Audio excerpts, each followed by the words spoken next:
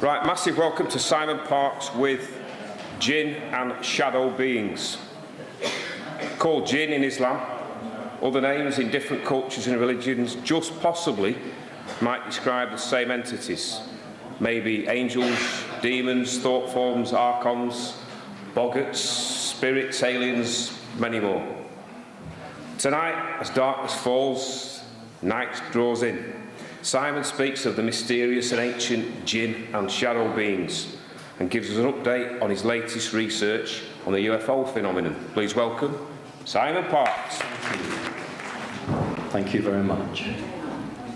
Well, probably about 50 of you, and I did say to the organisers that as it was the first one after the summer holidays, there'd be fewer of you. Something like 310,000 hits on YouTube watching New Horizons video of my last talk, and I believe that's the highest number of any alternative organisation in the country. So that's really brilliant. However, yeah, okay, that's that bit over with. I'm going to talk about shadow beings and jinn simply because A, they're not really discussed. There's not a lot of information here in the Western world. We don't really have a handle on this. I did this presentation in a Masonic temple. I was asked to do it in a Masonic temple. Therefore, we're going to talk about jinn, magic, shadows. It was reasonably well taken, and therefore at Miles Johnson's Basis project, which was in Marlborough, and I was a speaker there, I ran this, and that went down quite well. So I promised to do it here because I thought that Miles wouldn't get this up in time. It is up in time. Did anybody see the presentation I did at Marlborough? That's actually quite good because it means you won't have to sit through it again. Okay, so what I'd like to do is to just give you a little bit of an update. We'll just talk about some general things, and then we'll do the jinn and the shadows. The blurb that appeared on your New Horizons website was taken from a pretty standard text, and those in the West who don't read the Quran, who don't have access to knowledge from the East, really have very little handle on jinn. And the issues there, of course, are that we don't appreciate them, appreciate what they are, where they've come from, and quite what's going on. Whereas those people who are Islamic, who have studied the Quran, it is not a mythology. And in fact, in the blurb, and this is no criticism, in the blurb of the website, it actually says mythology. That would be like saying to an English person, 1066 is a mythology. It's not a mythology, it's history. 1066 was history. But to say to an Islamic person that jinn is mythology would be an incredibly rude thing to do, because to them they are taught that jinn are real. And in fact, they have spells to get rid of them. So we need to understand from a Western perspective that we, as a part of the world, have completely lost contact with that side of it. Okie doke. I'm not staying at the organiser's house tonight. I'm actually driving back to Whitby. So we are going to finish quite promptly, because I won't get home till about 2 o'clock in the morning. So if I could be given a 10-minute warning, and then we'll go into questions so that we finish okay. Great. Okay, let's see how the technology goes. That's the image that New Horizons used to portray the talk. All the images I'm using tonight are either computer generated or drawn from eyewitness accounts. Okay. Okay, in Whitby, there are a number of villages, and just as you have scarecrows, Rob, what was the name of the village we went through with the scarecrows? Staining. Say it again. Staining. Staining. Okay, so you have scarecrows at Staining, and they have a village near Whitby that does scarecrows, and this won first prize 2 years ago, and I always ask people to come down the rabbit hole with me, And so there's Alice and the White Rabbit. I've never made hidden a secret that I did have some programming. I had what was called the White Rabbit programming, which is a subset of the Alice in Wonderland programming. And a White Rabbit programming allows a fourth dimensional entity to attach to you so that it can move between the third and fourth reality. You think that in the Alice in Wonderland story, the rabbit was the only consistent creature between Wonderland and Alice's world. It went up and down the rabbit hole. So that's why it's called White Rabbit programming, and it's been used by the military, the Illuminati, since about the 50s. We'll start with a nice picture. I want to get you in the mood.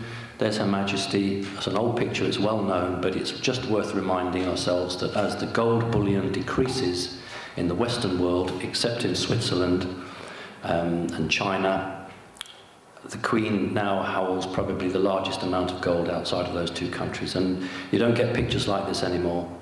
That is her private, personal gold. It's nice, isn't it? Okay, we live in a world where we are being continually constrained, and walking near a play park in Whitby, I saw a sign, not this one, but it said no ball games, no skateboarding, no frisbee. And I turned to the person with me and said, no fun, no joy. We live in a world where we are being constrained in such a way as we're not necessarily realizing it. I saw a taxi, and not just on a sticker, but painted on the car, it said, no smoking, no eating, no drinking. And I thought to myself, doesn't say anything about vomiting. Okay. And I spoke to a taxi driver, and he said, oh, yes, there is. No smoking, no eating, and it's a £60 soiling fee will be charged. So, no, you can't vomit either. Okay, I want to talk about controlling. The Americans are now on the verge of rolling out IntelliStreets.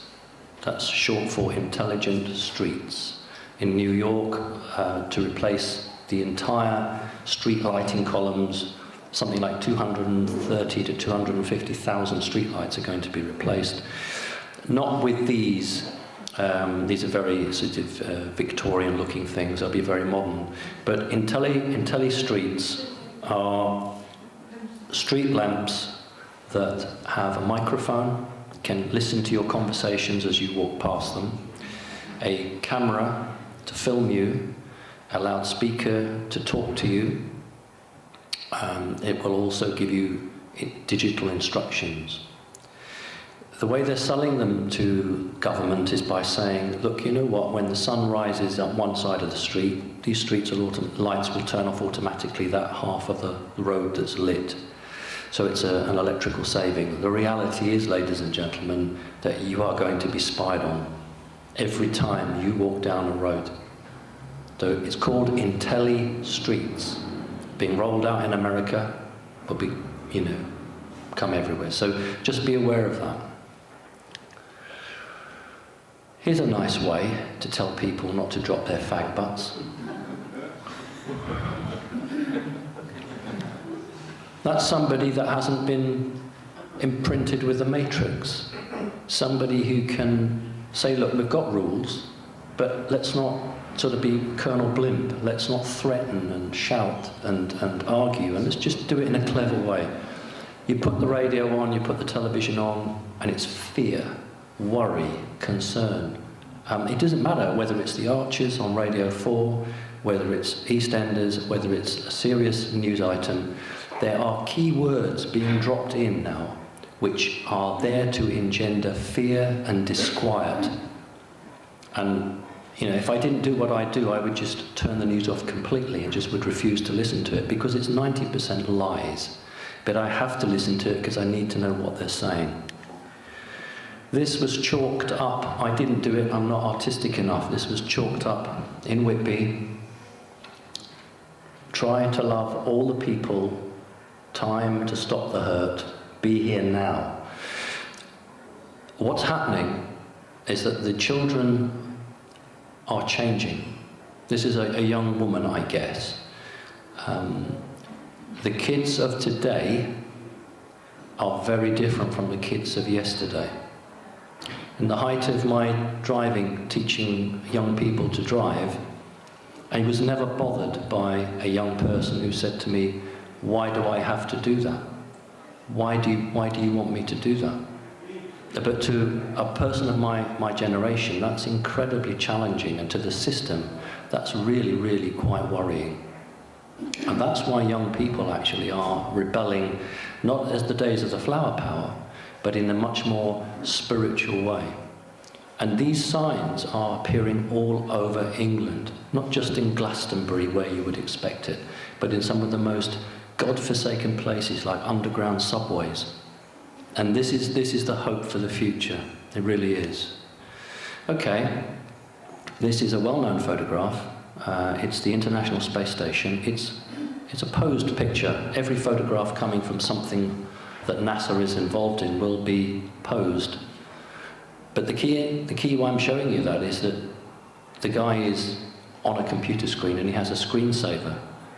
So this is a publicly released picture. That's on the screensaver. This is what we call soft disclosure. It's where we pick up images or words said by the establishment to get us ready for some form of alien contact, either genuine or fabricated. Now the picture is flashing off and on. The brighter picture is taken from a NASA document called Disclosure. So NASA had a document, electronic document called Disclosure, and they've just literally used a screenshot onto the front. So this is trying to send a message in a quiet way.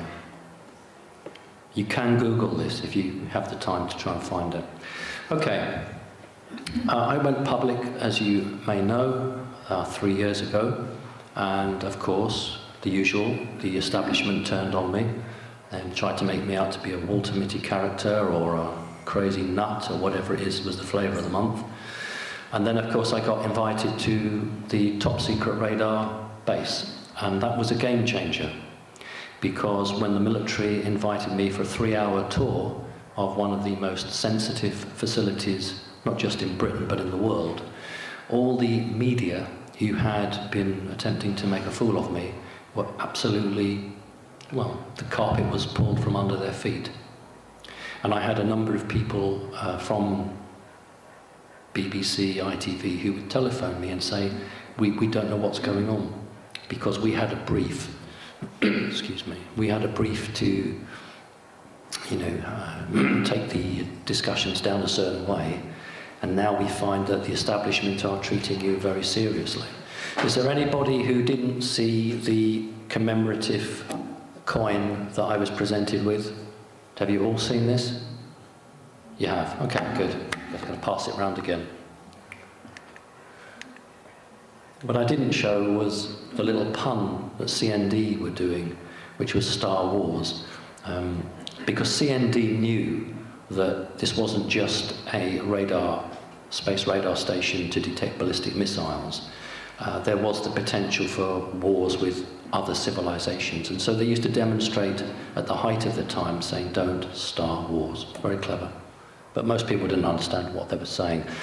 Having been given this leg up by the military, suddenly taken very seriously, I then had the interview with Schofield and Holly Willoughby.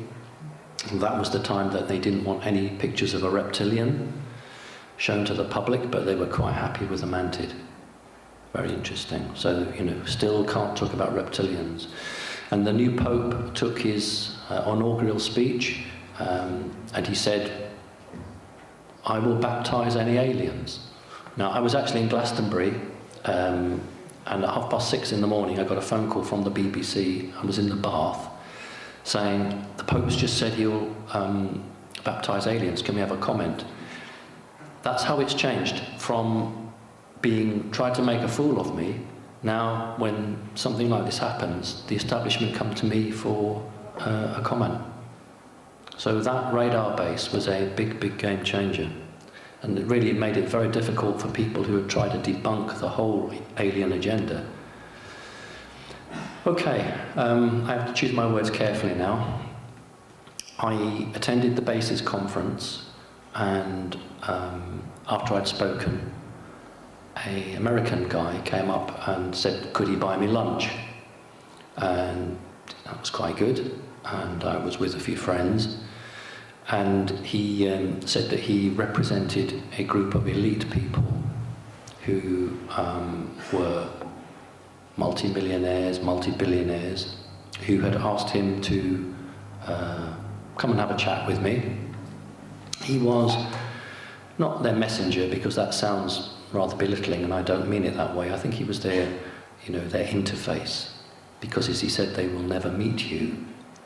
And he said that I'd come across his radar because these people who he works for had told him that they had watched me, and that I was genuine, and that everything I'd said was for real. So they wanted to make me an offer. But before the offer, there was one question. I can't tell you what the question was. I was asked a question. It was a technology question, an alien technology question, which I partially answered at the table, but at a later date, I went into the car park and, out of earshot of everybody else, gave him a follow-up. Having answered his question, he said that an offer was that I would have bodyguards, would be provided for me, armoured cars, and that if I wanted an underground bunker for me and my loved ones, these would be provided.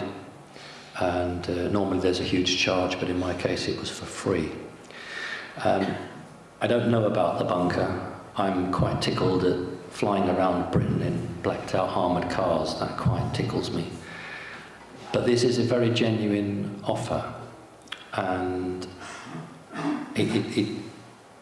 it's just interesting for me because I'm trying to be on a website called Avalon. Bill Ryan, ex of Project Camelot, has a new project called Avalon. And sometimes people who join that don't take the trouble to speak to me or check out any of my videos, and they sort of say, oh, Simon Parkes his grandfather never worked for MI6, or his mother never worked for MI5. And here's the great dichotomy, because you have people who have never seen anything, perhaps never seen a ghost, never had a granny who read tea leaves, and have believed everything that they've been taught through their life. And then, there I am meeting somebody who is representing some very elite people who say, completely straight-faced, we accept everything you say, we need to go and do this. And this is the battle between those that have the power and the money, who know the truth, and those who make up the vast majority of people who have had the truth hidden from them. And this is where it's grossly unfair. Everybody should have the same information, and everybody should be able to make the choice. If people don't have the information, how can they make a choice? Okay, what are the shadows? Shadow people, shadow beings, shadow this, shadow that. What I want to do tonight is to talk about the shadows a little bit, try to see if we can come to some understanding between the difference between shadows and jinn, try and work out where they come from. I'm not a researcher. I experience, and I've experienced shadow creatures and jinn creatures for a very long time. Just lucky they don't hurt me. The Andersons, who made Stingray and Thunderbirds, made a very interesting TV show in 1968 or 69 called UFO. And the headquarters for this fictitious base was the Supreme Headquarters Alien, Defense Organization, and they use a shadow. I don't believe that that's just chance. Here's a speaker, very well-known lady, and she's talking about the Hat Man. This is a well-known shadow image that people have. I was just a little bit surprised at this, because why are the shadows watching you? And I think in my talks, I really don't want to inject any fear. It's a balancing act between telling you my truth and what I know to be true. And sometimes that's not very good news. But I'm certainly not in the business of trying to scare you or use language that would fear you. So I would never use what this lady has done. Why are the shadows watching you? It's much better to say, okay, let's work out what they're about.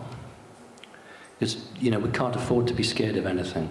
These are real drawings from a child, two separate children. They both depict what we call the Hat Man. I won't ask you to put your hands up, but I'm sure people here have had experiences with shadows, whether they are Hat Men or not. Why would they turn up with a hat? It's very interesting, isn't it? Because men in black also have hats. So there might be a link there. Here's another child's drawing. These children are not related. They're from all over the Western-speaking world. And this young girl is showing a drawing where she's frozen and she can't move. She's absolutely frozen. She's not in a bed. She's actually standing up, but she's locked solid. She can't move. And this creature appears to be a black being with a hat. It's a painting of another one. That actually could be a man in black. So it's becoming very difficult. Another child's drawing where they would be in their bedroom and this creature would just peer around at them. Of course, parents who have no experience will just imagine it's a dream and can't support the child properly. Another drawing, this time the shadow is walking through the wall. What I want you to be aware of is I've put these into the shadow being section and not the JiNN section, because there is no smoke rising off these creatures. It's a very important definition. There's no smoke coming off them. This is a really old one. It goes to about 1900, 1901. It is a photograph, an original photo. That actually is a very interesting, either an alien or a robotic alien, or it could be a JiNN. But it's the black garb looking like a nun. It's one of the first earliest UFO alien photographs ever taken. You see that? That is exactly what a shadow being would look like. You should see through them. They should be a humanoid shape and male shape. Okay. I don't know who this guy is. This was brought to me not because it's a member of the family, but because of the shadow behind the gentleman, the old gentleman. That is not an accurate shadow. There is something going on there. Okay. Shadows don't necessarily appear as people. They can appear as angular, sharp objects. Sometimes they appear as spiders, either very, very small ones drawn to very high electromagnetic pulses or electronic equipment, sometimes huge. Okay, so what are the JiNN then? In the East, they're called from the smokeless fire, which is odd because we would associate smoke with them. But this is the old texts, smokeless fire.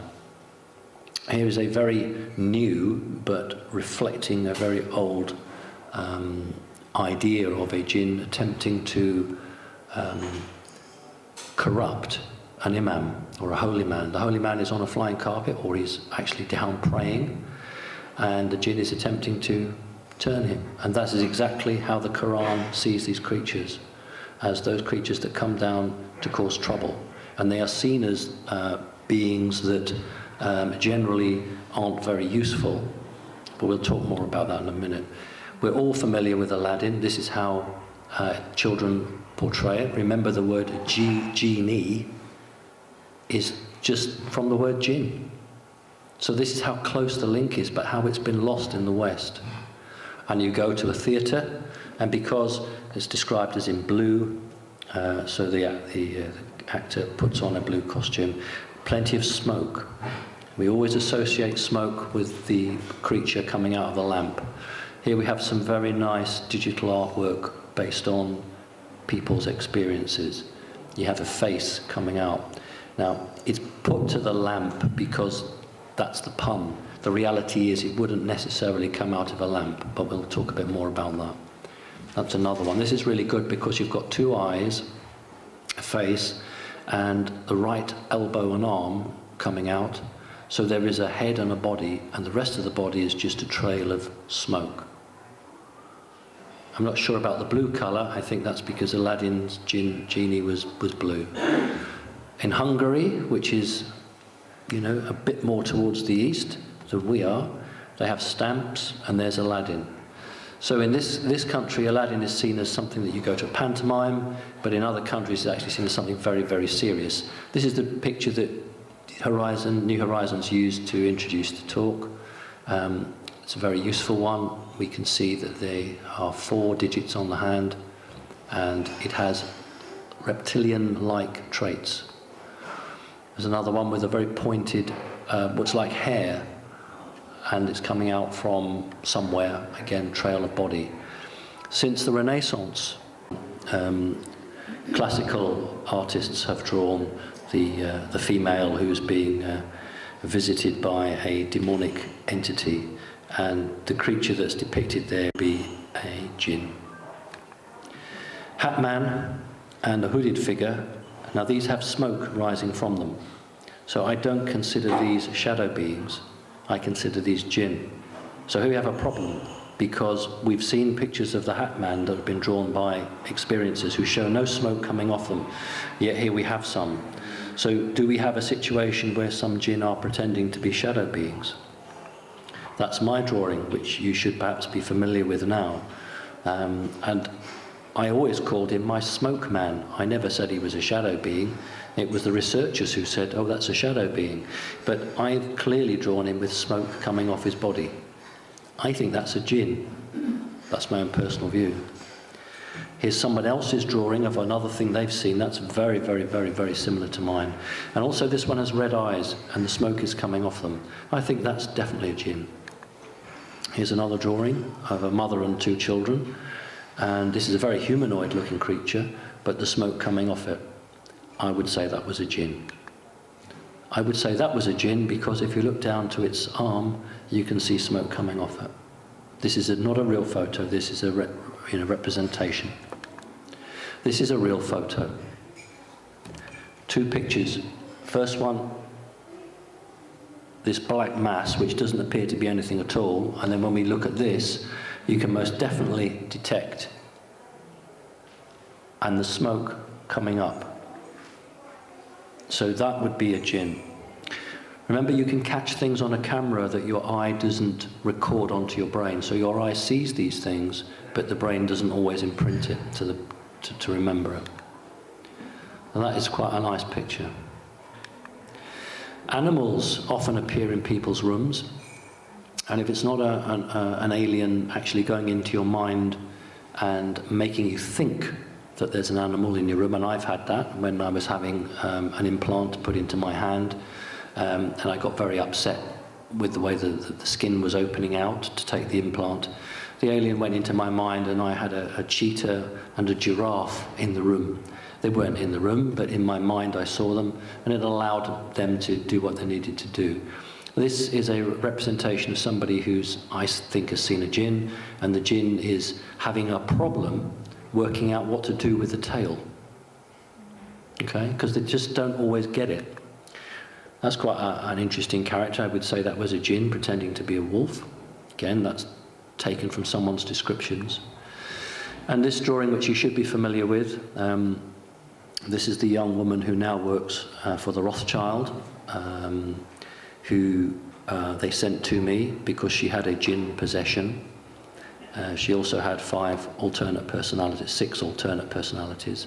And I removed the jinn from her and allowed her core being to reabsorb the alternate personalities. And that's done through torture. One of the ways of controlling a very high-souled person, particularly a female, is to insert jinn into them. A jinn will not take control of that person, but will dumb them down so they can't be as spiritual, and they will accept things and do things that they wouldn't normally think about. So if you have a family with star children, and the mother is aware of that and is trying to do the best that she can for them, then negative forces will try to infiltrate that family. If the female doesn't have a male in her life, they will set up a situation where she will meet a male. He will be what we would call a dark magician. He will be a satanic magician, and he will conjure forth a jinn, and the jinn will be placed into her, and then his access will be, hopefully, for his point of view, to get to the children. And this goes on all the time. I have people who come from all over the world to have these jinn taken out. and to protect, you know, those that are vulnerable. And I don't charge for it. I should really have charged these people. I didn't know it was the Rothschilds who had sent this person to me. I honestly thought this person had come to me out of her own volition. Had I known then what I know now, I would have charged them £250,000, because they can afford it, and they could then subsidise everybody who can't afford it. And I think it's probably worth talking a little bit how JiNN working with families. When you have a family that's identified to run in a very high elite way, then you will want the children at a very early age, and you will, from their perspective, need to torture those children, because only through torture can you make that child break their mind down into different compartments to place the pain in there. So the biggest exponent of this would have been Dr. Mengele, who became an American citizen, and he was known as either Dr. Green or Dr. Black. And he would quite happily, and I'm using the word deliberately, he would quite happily torture children, but have a puppet show taking place in front of them, and the child would place the pain in a character of the puppet. So we'll just call a puppet George. I hope there's nobody here called George. We'll have a puppet called George. So when that child has reached a point where the pain is too great, then George becomes not just a puppet, but a character within that child's mind. It becomes a set personality. So whenever that person is tortured again, it is George that takes the pain, so that child can then get on with their life. So when you create a butterfly, which is a female who is going to have sex with male Illuminati high-ranking families, you create an altar that that person will go into, not through torture, but through keywords. And that female then will quite happily have sex with a whole range of men, because it's her altar that's doing that, not her. And when a human female is to have sex with a reptilian, a white reptilian, the Illuminati word for such a female is dragonfly. So any human female who is a dragonfly will have sex with a non-human entity. So JiNN, of course, are not aliens in the true sense of the word. JiNN are interdimensional. They live between the third and the fourth dimension. That's why magicians can call them fourth, because they have experience of third and fourth realities and are just always on the edge of our perception and can come forward. So we'll talk more about them in a minute. You can see how this was going down with the Masons, can't you? This is quite good, because if you've just been looking at the drawing that the young woman did for me, here's another rendition from somebody else, and look how the spikes are on that. They're very similar. Look at the spikes. Although this is much smaller, this is probably about, in your money, 30 centimeters long. Look at the tail. I call it a tail. Look how this young woman drew it coming out to point. Look how this person has tried to draw the smoke out. It's not coincidence. Many people see JiNN as cherubs, and I'm sorry, church is not going to like it. That's why there are so many cherubs associated with churches, and gargoyles. I didn't get a drawing of a gargoyle, I didn't have time. But so as not to scare the intended target, a JiNN will do this and become like a newborn babe. Oh dear. This is, who is this? Tinkerbell, yes. A dark magician, when he puts a JiNN into a target female, will have a pet nickname for the target female, and that is Tink.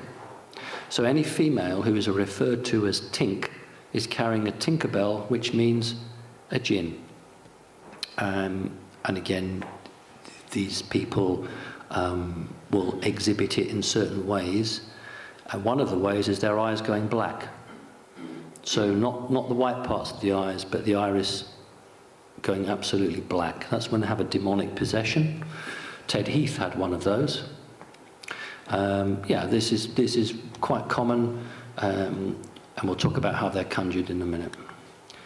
Here's a drawing where a JiNN can appear as a female to entice a man. That is a real picture. Thank you to the Warminster UFO group for this. I am calling this a JiNN. I'm sure they wouldn't probably call that a JiNN. They would call that something else, probably an entity from a spaceship or another dimension. This is a JiNN. Let's just go back here. Look at the tail coming out from the lamp. Now look at that. That's a JiNN. That's a real photograph. Okay? That's a JiNN. This is also a real photograph, though of course debunkers will say, no, that's a model. Even if this was a model, that is so good. And you can see now where the cherub comes from with the wings. Got another one here. Look at the similarity. And you know what? Even if it is a model, that is so good. You'd had to have seen one to create it that clever.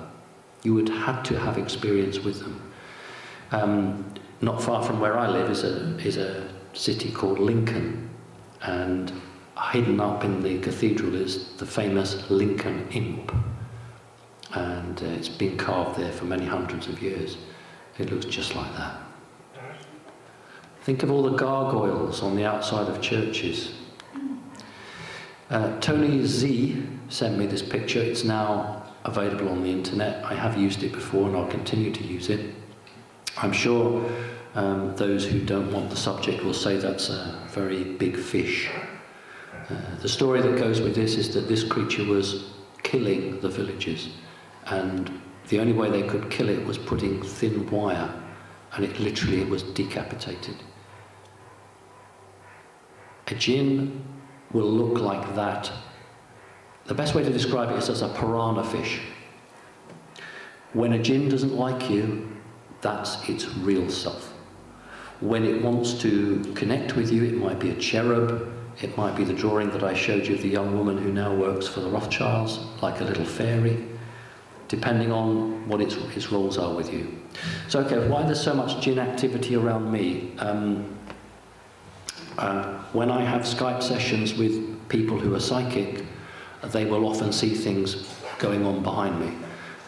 There are a couple of people now who are so used to it, they don't pass any comment. And last summer I was at the seafront with a member of the family. It was about 8 o'clock. And I was on the prom looking down maybe 10 feet to the sea. The tide was coming in.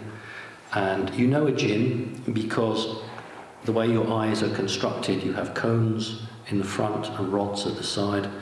And because of the energetic signature of a JiNN, you'll see at the corner of your eye. And as it moves in front of you, you see nothing. And then as it exits, you see it come out. So you know it's not a bat or a bird because there'll be nothing. And we're all sort of human, and we'll look and think, what was that? And of course, that's the worst thing you can do, because if you look straight at these objects, you won't see them. And I had about 7 or 8 of these just in front of me, and a member of the family came up and said, have you seen all these strange birds? And I just laughed and said, yeah, they're just looking for insects. And I've often found that sometimes it's better not to go into an explanation because it might not be the right time. Past life. You can buy these. You can buy these. They're sold as King Solomon's ring. Okay, so it has a pentagram on the front of it, and they sell this for a lot of American dollars, and it's sold as King Solomon's ring. Well, if you take the trouble to actually read any of the scriptures, you'll know that that's not the dimensions of King Solomon's ring. Any Illuminati house will have a number of books. Certainly, it will have the Lord of the Rings. Rings are very important for conjuring JiNN. I could be really naughty and ask anybody here, has anybody here conjured a JiNN? Wonder if anybody would admit to it. Okay, if you type in Solomon's Temple, this is invariably the image you get. It's totally incorrect. But you do have the 2 pillars, and the 2 pillars are portals. Boaz and Jachin. These are the pillars, and inside a portal opens, allows you to... Getting some strange things happening. I'm used to it. allows you to either bring things through or send them through. Hobbit. Okay. Audience participation. Who saw the film The Hobbit? A few of you. The two pillars. Do you remember in my other talks where I'd say to you that stuff is hidden in plain sight? Two pillars. Bilbo Baggins is walking through a portal, and on either side of him are two little orbs. This is exactly what they're telling you. Okay? And where does he come through? Into another world. So he stepped through a portal and gone through. Hollywood is absolutely rife with a mixture of disinformation and real information, which they are being deliberately pushed to put out to us. That is much more like the real temple. It's a little bit too high. That's much more like King Solomon's temple. This is the Kabbalah. Kabbalah is from the Western now, it's Jewish, it's magic. And those of you who do tarot, who does tarot here? Just two? Heck, okay. This should mean something to you. Okay. The vast majority of magicians who command a jinn, and that is the correct terminology, to command a jinn, do so by wearing an iron ring. The iron ring must be solid, it must be hand-forged, it actually must be hand-forged by a man, naked from the top up. It must have no impurities other than what you would expect in iron. And the iron ring is used to entrap the jinn. That's what is taught. You would then use some very, very long magical commands to make this happen. That's actually not quite really what's going on here. If we believe in reincarnation, if we believe that we perhaps have been on this planet before, we have different bloodlines and different souls. The jinn will not serve somebody who doesn't have the right bloodline. And it's really not much to do with the ring. But the jinn who don't like humanity need an excuse to serve a magician. Need an excuse to serve a magician. And so what they say is, I am serving the ring. I am serving the master of the ring. And think about Lord of the Rings, the master of the ring. Because the jinn can't bring themselves to say that we are serving this individual human. So we will serve the ring master or the ring lord, but we want a deal in return. So the jinn will get something in return for it. Huge businesses, if you go on the internet, you can go through eBay, you can get people, you can pay them to get rid of jinn for you. And all of these magicians that I'm aware of will use conjuring and very sacred texts, and they will do a deal with that creature, and in return that creature will obviously want something.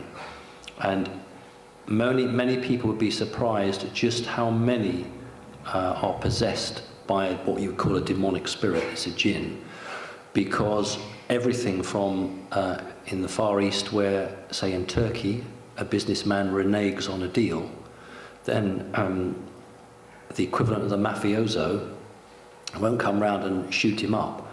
They will actually have a jinn set on him. They will go to a local magician and pay him in some form of money, and he will send a jinn against that individual. And that is part and parcel of a culture which we have no concept here. We have two people, Charles Darwin and Wallace. Now, I was an auxiliary lecturer at the Natural History Museum for a number of years, and my job was to meet school children coming from all over the country and to conduct them around the museums, take them around the dinosaur section, where else would I be, and run workshops with them. And I did that for a number of years. And if you go to the Natural History Museum in London, you will find a bigger than life-size marble statue of Darwin sitting on a chair, very grand, very important. But if you look to the right of him, maybe 2 meters, is a small oil painting. And it says, Alfred Wallace, co-author of The Origin of Species. But how many of you actually, before you became aware, realized that Charles Darwin co-authored the book Origin of Species with Wallace? The way it's taught is there was only one man, and it was Darwin. The reality is, ladies and gentlemen, that Charles Darwin's father was a 33-degree Mason. He was the one that paid for the Beagle. He paid for it all because he was carrying out orders from very high up, because they wanted a ideology of the survival of the fittest, because that's an incredibly reptilian lifestyle. And, you know, providing humans continue to eat meat, the cycle cannot be broken.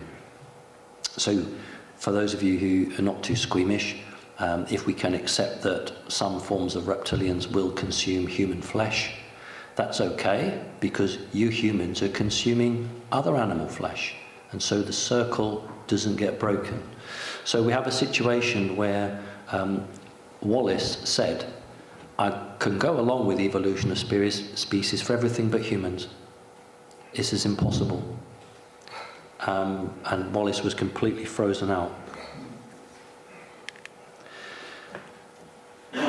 You won't find that, will you? I had to go everywhere to find a female at the top. I had to make a statement. Why is it always men? Why? So we all understand evolution. We're shown a primitive half monkey type creature, and it seems just quite rightly just to work its way up nice and steady till we get to the most highly evolved species, which is obviously a female. And we accept that because we know that if we are imprinted with pictures, that is much more powerful than lots of text. So here's a fossil record with Homo rudolfensis at 1.8 million years old.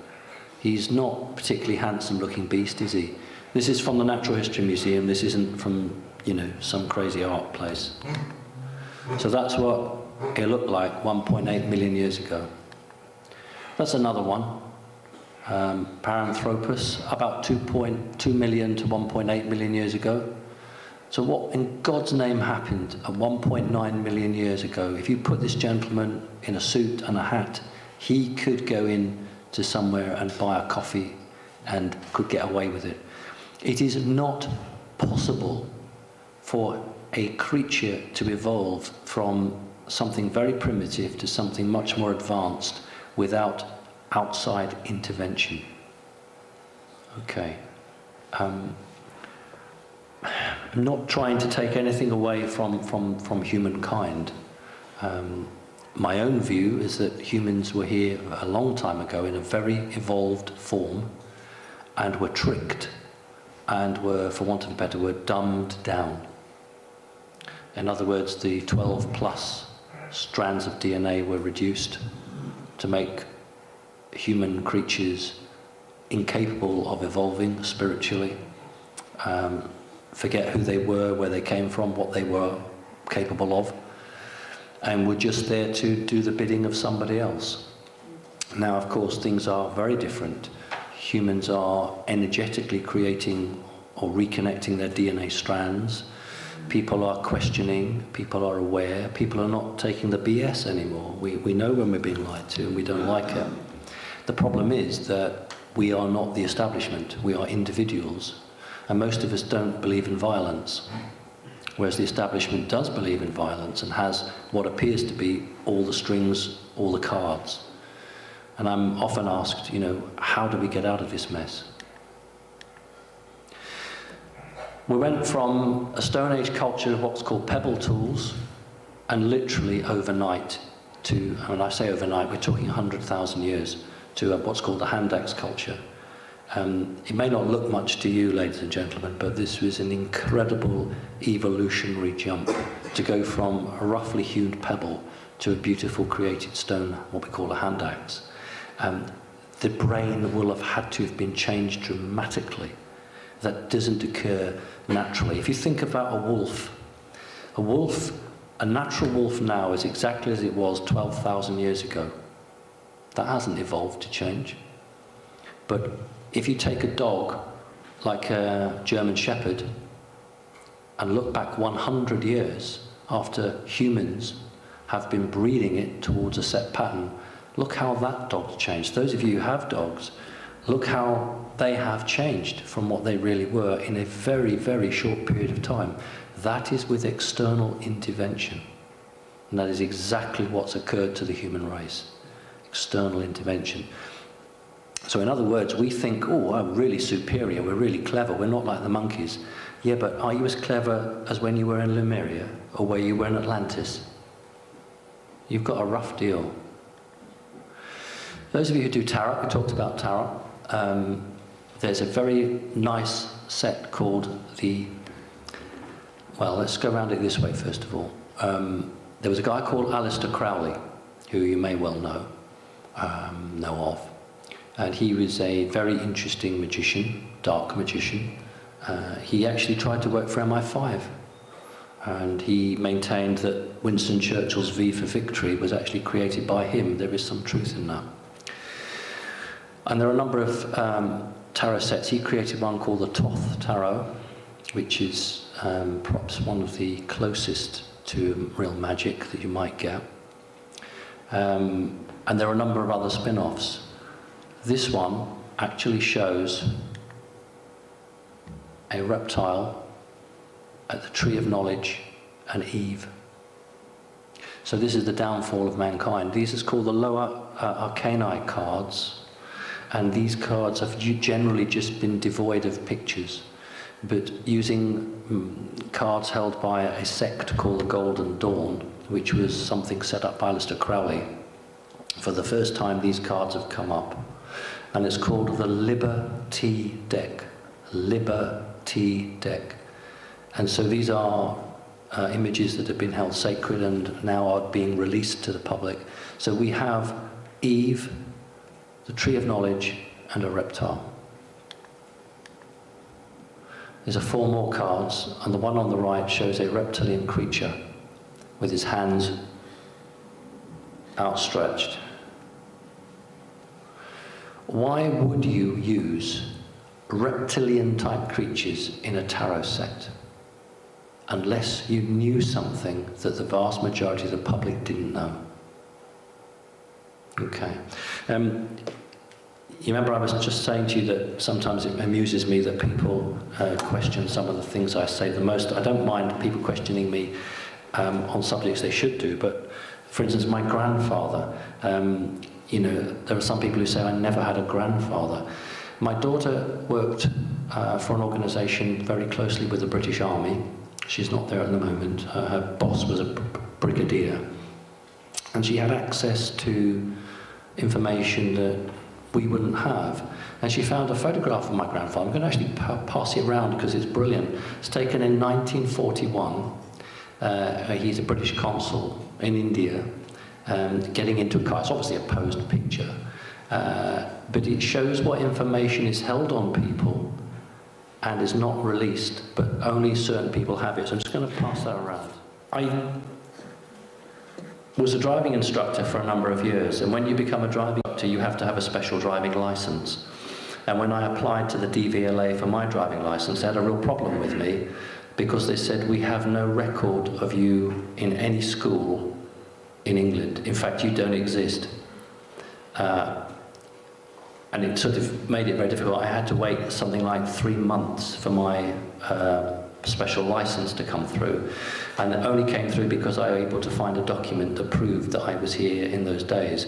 And yet it appears that establishment have information regarding me which isn't in the public domain.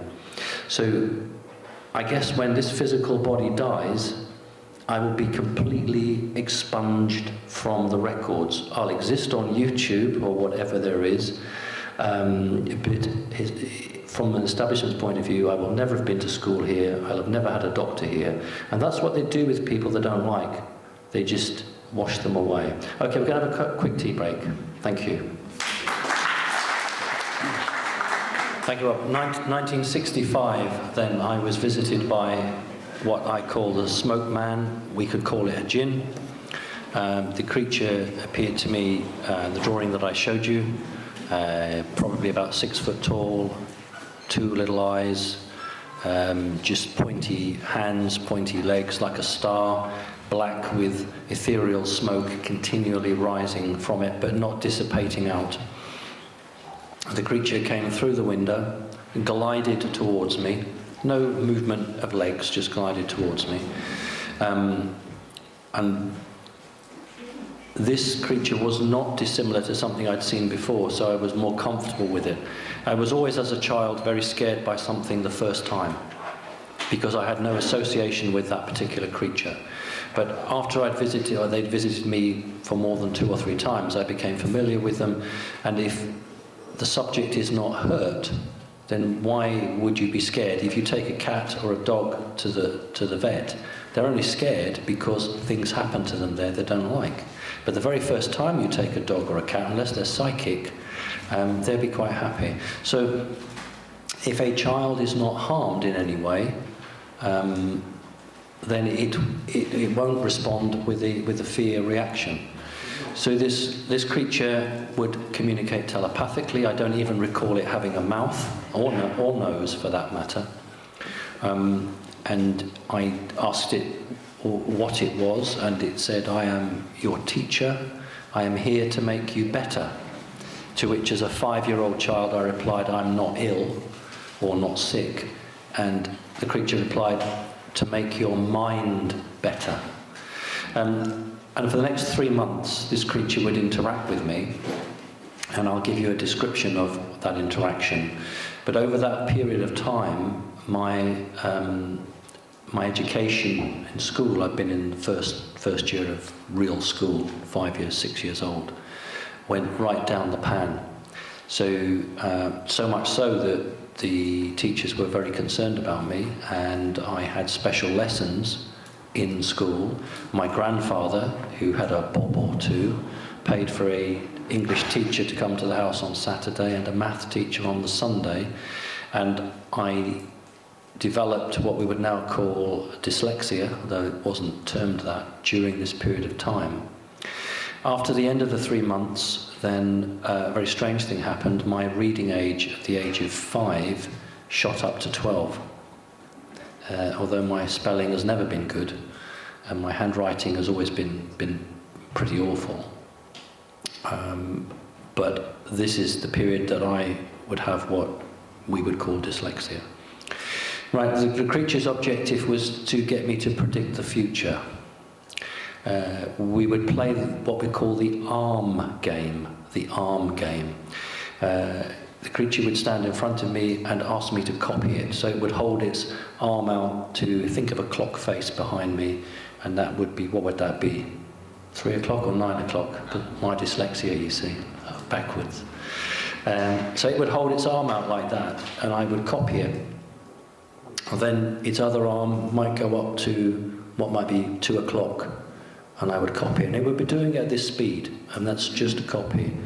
And then it would get faster and faster and faster, and then in the end I'm having to mirror it really quickly. And that's what anybody can do. It's just normal. Then it would put its arms down and think where its arms would go.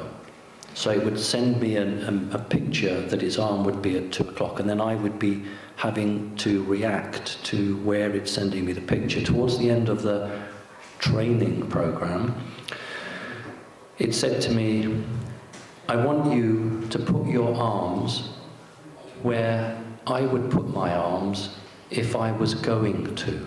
I'm going to help you out with that because that's very tricky. It didn't physically move its arms. It didn't send me any telepathic messages as to where its arms were going to go. But what it said was, if I was to move my arms, where would I move them to? And then I went into this position of where the arms would go. And I'm being taught to be precognizant, to be able to look into the future.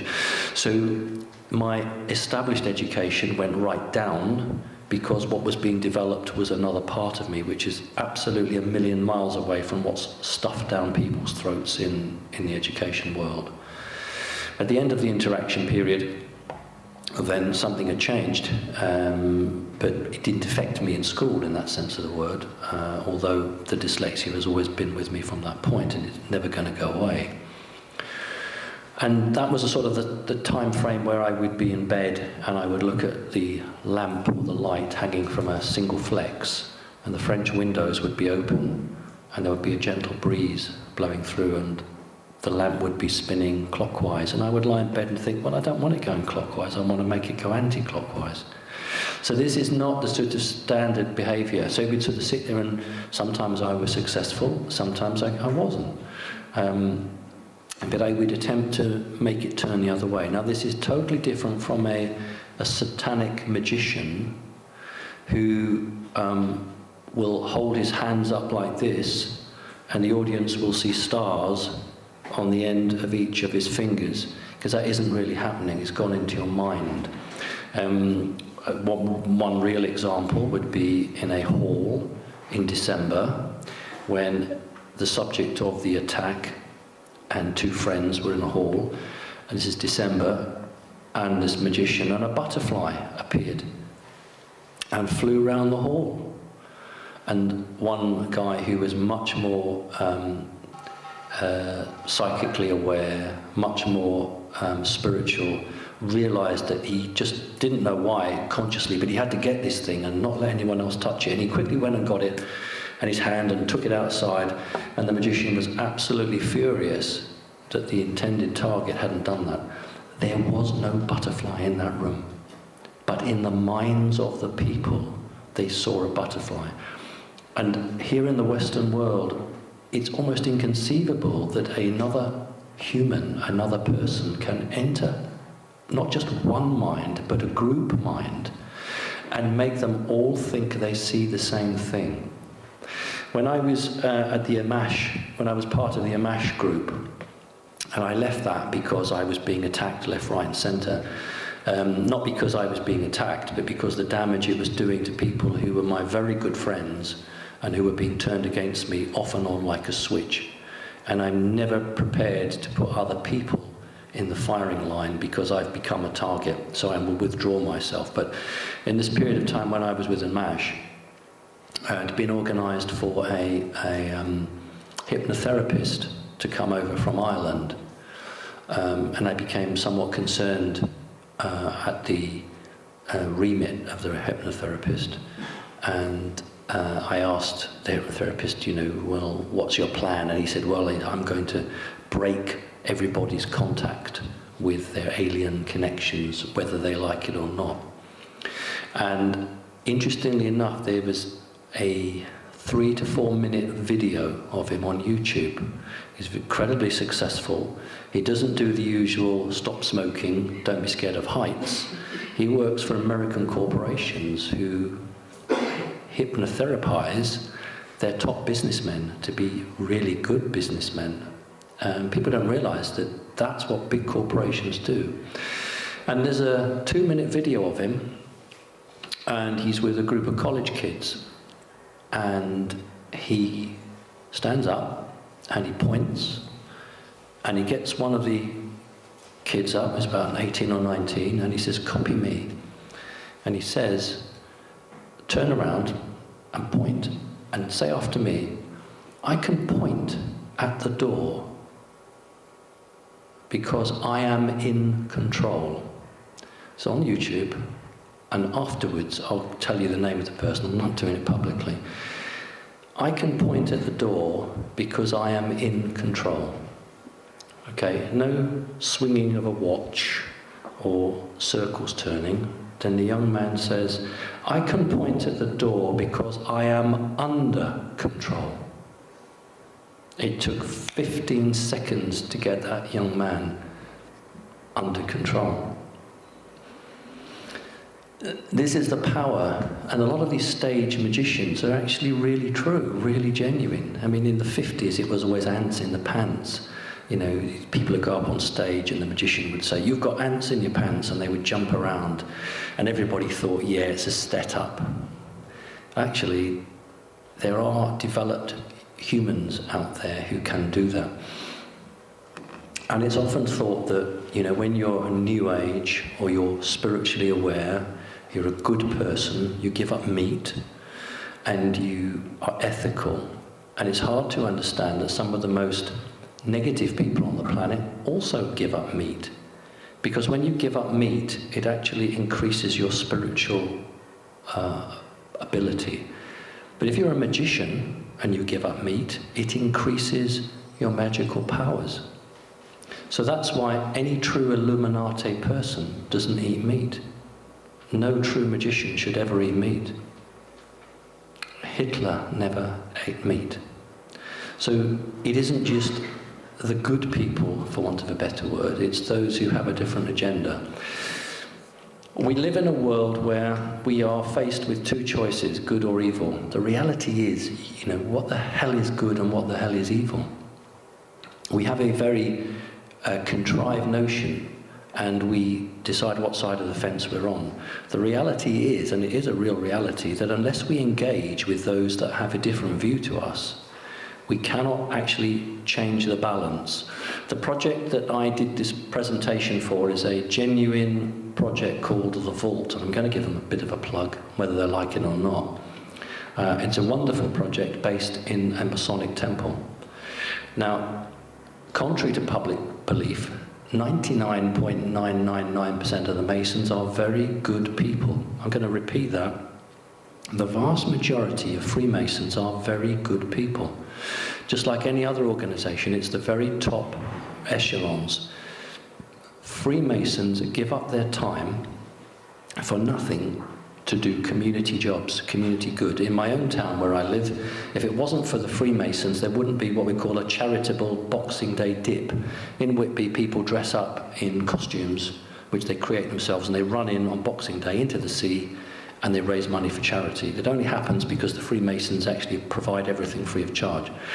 So we need to be very, very careful when we have a blanket description of Freemasons as being bad. There are percentagely more bad bankers in the world than there are Freemasons. Let's just get that straight. So Freemasonry in itself is not bad. It's just like anything else, there are people at the very top who will change and alter and use it for their own demise. The problem is it's a secret organization, and therefore most people are excluded from it, and we don't understand what is going on, why it's going on, and we feel separate. And there is law, magic hidden in images and texts, which we don't have the right, in terms of the way it works, to have that. But it doesn't mean it's wrong. And if we go through life hating, if we go through life actually saying, well, you know, I feel a bit of a victim, or I'm angry, we can't affect change. I went public, not because I wanted to write a book. I haven't written one yet. It's not published. I didn't do it for anything other than to actually begin to open a debate, something that the humans must talk about. Establishment must face it. I also went public because I wanted to give strength to others who were thinking that they might go public, or they were having experiences and they really didn't know quite what to do. And I'm heartened by the number of people who message me to say, thank you, I was going through a very difficult time. You've actually helped in some short way. And that's why, unlike some of the very big names that we associate, I don't make money out of this. It's very important for me, this. When I do a talk like this, I expect to get some money, but I don't make a living on it. I get my petrol money and a little bit extra. People come from all over the world to consult with me. I don't charge them. It's crazy. It's crazy because we live in a system where, you know, I go into a shop, I can't have something unless I give you something. And that needs to be broken. You know, I have an allotment, and I say to somebody, oh, look, you know, I've got a couple of pounds of potatoes I don't want. Do you want them? The feeling is embarrassment. because don't they have to pay for it? And I give it to them, and then 10 minutes later, oh, do you want some apples? Do you want this? Why do people feel they have to give back? If I give something, I give it out of love, not because I want something in return. But people generally are so conditioned by the matrix that we live in that they are absolutely playing out a set pattern time and time and time again. And we have to break that pattern. And this young woman who's chalked on one of the promenade walls in Whitby has not just broken out, she's doing what I'm doing. She's writing a message. She's trying to get something across to people.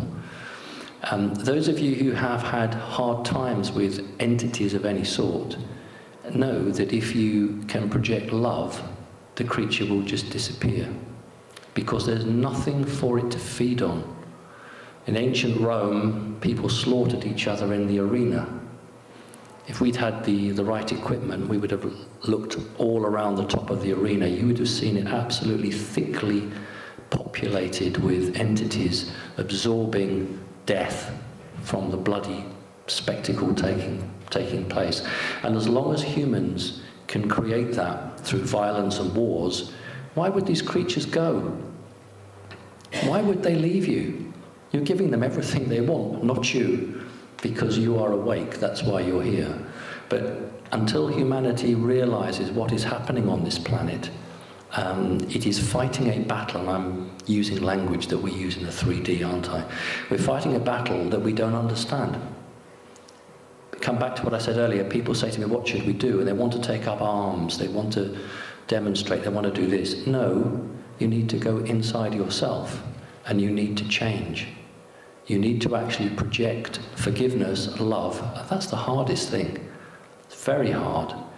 But if you stop those elements that you were programmed to produce, the system will begin to fall down. I know we think we need to take up a gun. I'll tell you, I spoke to a major of the American military who said that the object to take away high-powered rifles from the citizens of America was based on this premise. When the American people discover the lies that they have been given, they will rise up against us. And he said, imagine you have a gun that we allow you to have in America, and you want to shoot me, you have to come to the window to shoot me. But we have, the military, we have high-powered rifles. We just shoot through the walls and kill you. That's why the Americans wanted the high-powered rifles removed, so that it was an unfair battle. And if we think back to Sandy Hook, and if we think back to times where bulletproof doors were smashed through with lots and lots of bullets with a high-powered rifle, oh, let's ban high-powered rifles. I'm afraid that things happen in our world that are orchestrated, planned and organized 10, 15, 20 years in advance. And many of them haven't come to fruition. The British are working on a new drone called Tyrannus, which is named after a Gaelic god. The Americans have a spy drone called Sentinel. And it was a Sentinel drone that was supposedly shot down by the Iranians some 3 years ago. But the reality was that it wasn't shot down. The Sentinel drone contained some very, very, very advanced micro-circuitry. That craft, which looks just like the Roswell spacecraft, actually, if you go on eBay and type in Roswell UFO, you will see for $15 or $20 or whatever it is, a company called Testers, and that's a very good representation of the Roswell spacecraft. Both the British latest drone and the Americans' latest drone are spitting images of that craft. Well, that craft was force landed down in Iran to balance up the technology. Now the Iranians now have microcircuitry, and they're only 5 years behind the Americans. So the Americans have lost a big technological leap. So what's happening on the planet? Technologically, things are being balanced. And if you saw my interview with Kerry Cassidy at Avebury Stone Circle, I talked about the situation in Ukraine And I just tried to point out that President Putin isn't quite the bad guy that the establishment is trying to paint him as. But on an energetic level, it's been changed.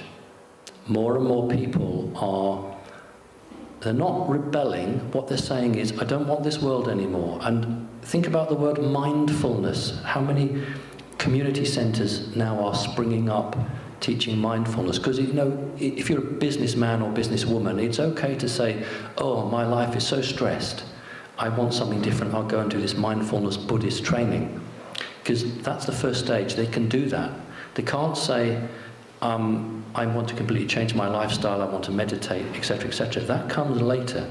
But 10 years ago, you wouldn't have had this move. And this is incredibly terrifying for the establishment. It is losing control of its community. And that is why they have a plan to attempt to take back that control. That could be either through an Ebola virus, which then requires everybody to be inoculated against. It might be advanced electromagnetic pulses.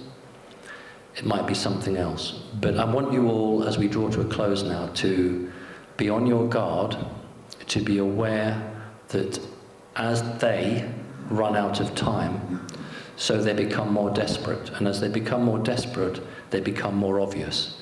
But please don't be fearful. Do not be scared. Trust in yourselves. Believe in yourselves. Anybody who's alive now, in these years, you're here for a reason. It's a very, very hard time, but a very, very wonderful time. And if you're here now to experience what is happening, you are actually the trailblazers for the future. There's no question of that. This is a very special time that we're in. So we need to, I think, not turn our back on our world because we need money, we need to do a job, we have to exist, we have to be accepted, but don't compromise who you truly are. Don't lose the values. Humans are fantastic. You have so much going for you. You have the ability to be something quite unique. It's because of that that there's so much outside interest in you. The energies that you give off, the ability to create from nothing. And of course, you don't realize just how special you are. But that's deliberate. Because if you all knew how special you were, you wouldn't put up with the crap that goes around you. So what I want to do is to draw it to a close. I'm happy to take any questions. And then I guess we can just go. Okay. Are there any questions? Lady there. Yeah? I'm not going to know your name. Who's putting a hand up? Ah, right, guy, yeah. I thought you were very tall. We're trying to figure out how to wiggle.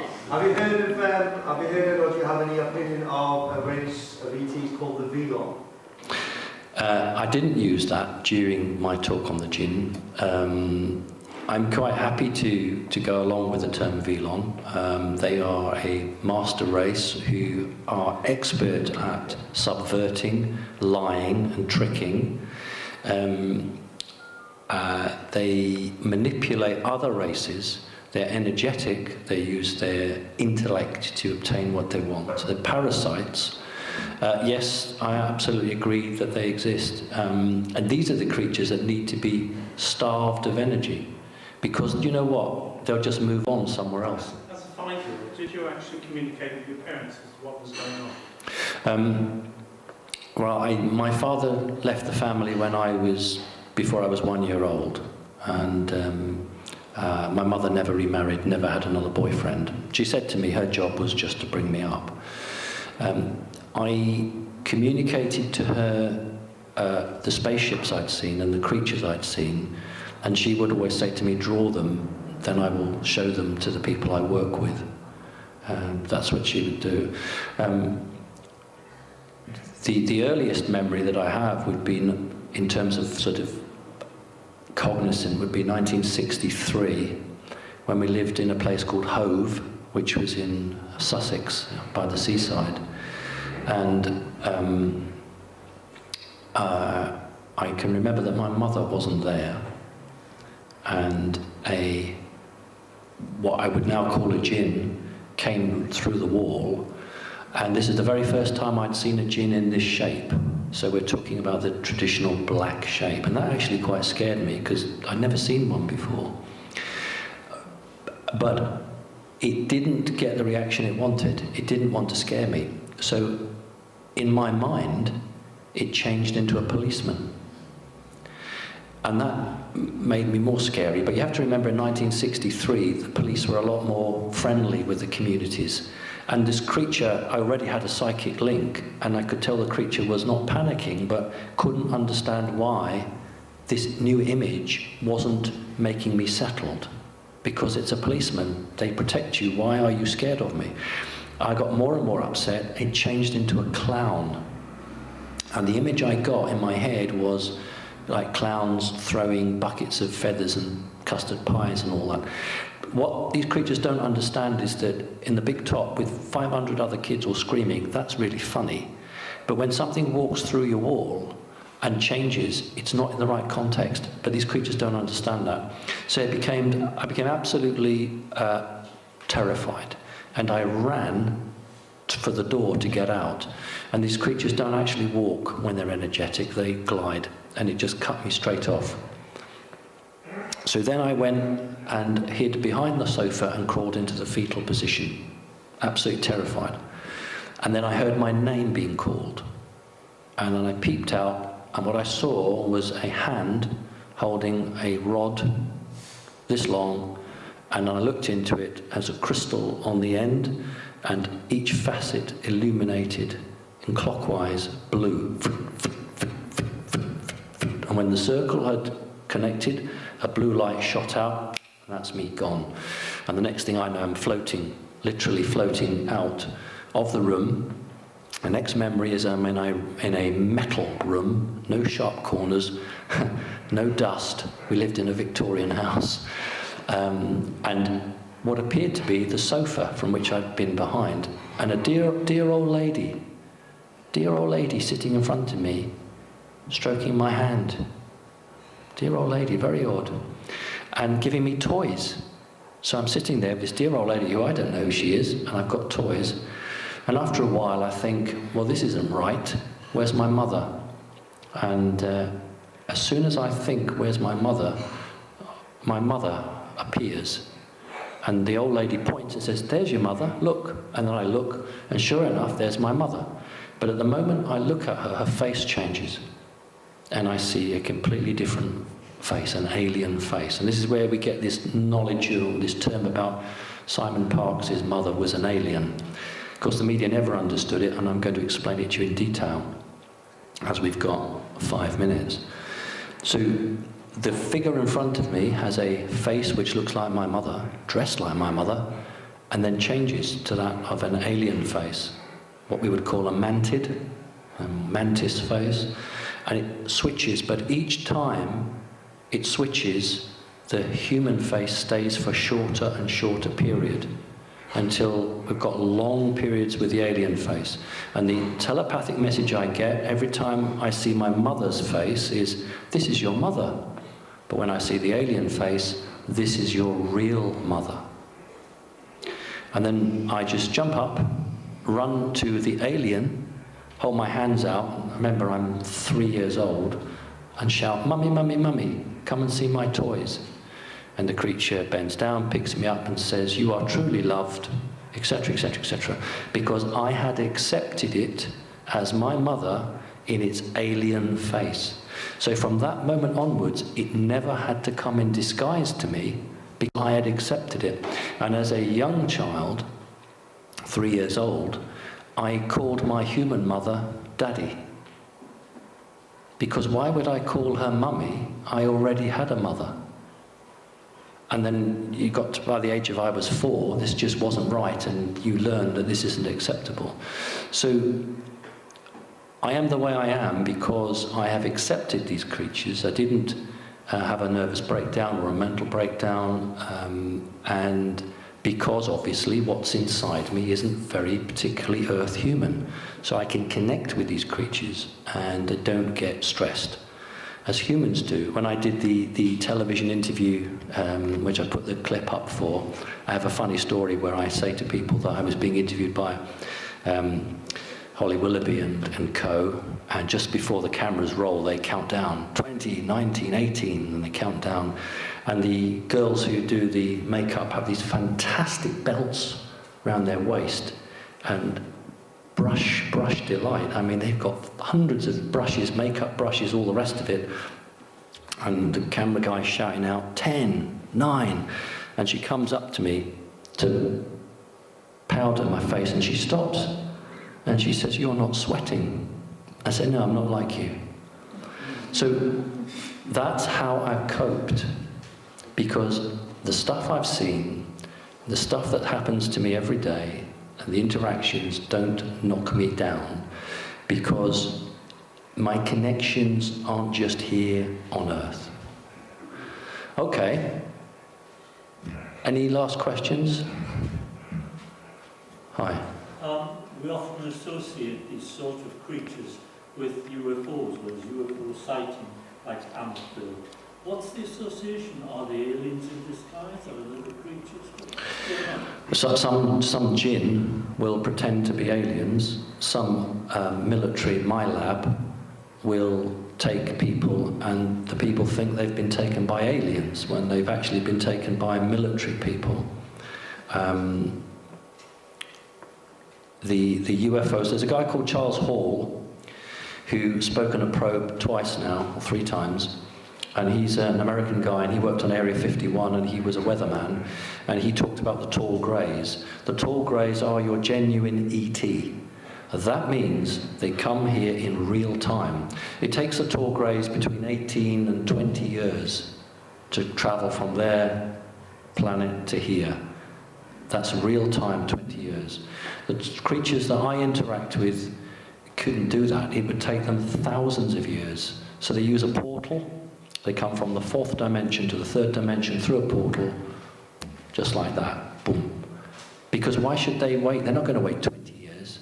It's just not for them. So they are extra-dimensional entities. JiNN are interdimensional entities. When humanity was on this planet, when we were light creatures, light beings, we were in this reality, and our consciousness forced the JiNN out, but not into the 4th. So the consciousness of the JiNN was trapped between the 3rd and the 4th dimension. That's why they hate humanity, because this was their planet, in their view. The Earth has accepted humans. The Earth has a covenant with you. That's why you're not all dead and not thrown off the planet, because it loves you. That's why it's important to love the Earth. So JiNN don't like it. So when a magician calls them from the interdimension to this reality, then the JiNN are quite happy to have a go at somebody, because they have this harbored bad will and bad feeling. I hope that helps. Hi. What we think of as satanic evil, Yep. is that, are you saying that's the result of JiNN possession? No, I'm saying that the satanic is a cult, it's a rule, it's a culture, it's a ceremony, it's a ritual. If you join a satanic grouping, you are joining a subgroup within a magical circle. When the Illuminati approached me to join the Rosicrucians, that I was offered a place within the Illuminati within a magical line, which I obviously turned down. But within magical lines of the Illuminati are satanic groupings. So Jimmy Savile was a Satanist. We know Jimmy Savile was a Satanist because when he was torturing children, he chanted in Latin. But that really doesn't come out in the news, does it? So no, anybody who has the magic ability can call forth a JiNN. There's no problem in that. It's what do you intend to do with it? When you call a JiNN forward, why are you calling it? Are you calling it to have a chat, or do you want it to do something for you? So being a being someone from the satanic part of you is a club where you have signed away your individual rights to serve something else. Okay. One more. Okay. young man. Hi. JiNN will enter your body through your left shoulder. If you have had a tapping, or a tapping on some part of your body, that is a JiNN attempting to gain entry to you. Yes, quite simply, you just refuse to have it. Sounds easy, doesn't it? You might be battling this mentally for 20 minutes or an hour. It's been sent against you. If you feel you have a demonic possession, Facebook me. Do it. Send me a message, and I will assist you and help you. Hi. I'm going to put a spell on David Cameron. I'm going to climb into his brain and torment him. I think probably they would. I probably think there's no room for you because everyone else has done it. You talked about fracking. Fracking is evil. It's designed to destroy the energetic signature of England. England is a magical country. It has some tremendous links with Mother Earth. And under the ground are watercourses which, just like your veins in your body, carry your blood around your body. So the earth uses water, pure water, to carry indented signatures from one node of Britain to another part and throughout the world.